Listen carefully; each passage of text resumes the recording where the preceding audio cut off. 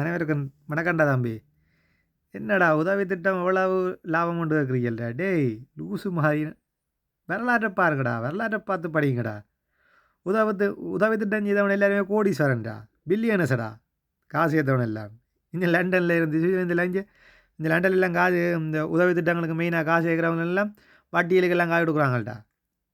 200,000 bounce 300,000 bounce போய் அவங்க டீயில் காசு கொண்டலாம். அப்படிலாம் பெரிய பெரிய பில்லியனாக இருக்கிறாங்கடா. உதவி பெற்றவனும் உதவி செய்ய சொல்லி இன்னொரு காசு கொடுத்தவனு தானே கெட்டு போகிறான். உதவி திட்டம் மெயினாக வேண்டி செய்கிறவன் எல்லாம் பில்லியனர்ஸ். உதவுங்கரங்களில் இருந்து கணக்க வரலாறு படிங்கடா டேய்.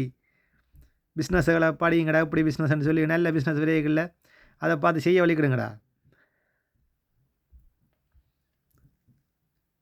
எனக்கு டைம் இல்லைடா, நான் வேலையாளர் தெரியல, நானும் செய்ய வலிக்கிட்டுருவேன்.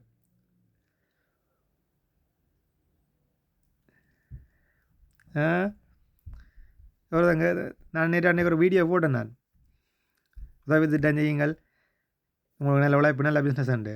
ரெண்டிங்க இப்போ ஃபியூச்சர் பிஸ்னஸ் அதுதான்டா நல்ல பிஸ்னஸ்.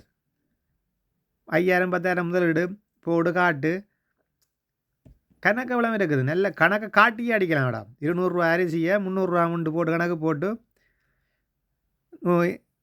யோசிச்சு பேர். 200 ரூபா அரிசியை 300 ரூபான்னு கணக்கு போட்டு 100 ரூபா படி 1,500 கிலோ அரிசி வண்டி கொடுத்தா 1,50,000 கையில் நிற்கும்டா. 3-4 பேரை வேலைக்கு வச்சு செய்தால் கூட மிச்சம் 1,00,000 கையில் நிற்கும். கொஞ்சம் யோசிச்சு தொழில் ஆரம்பிங்கள்.